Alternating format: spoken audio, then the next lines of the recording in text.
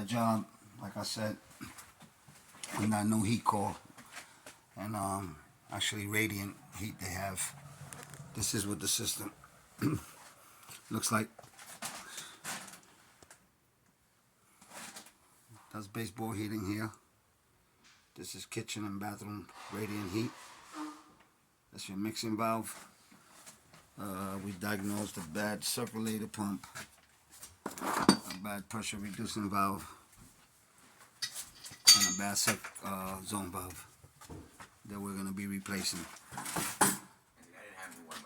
No, that's fine. Cool. Thank you, Bob. We have another radiant heat system here. Like the way that one was mechanically installed. Great job.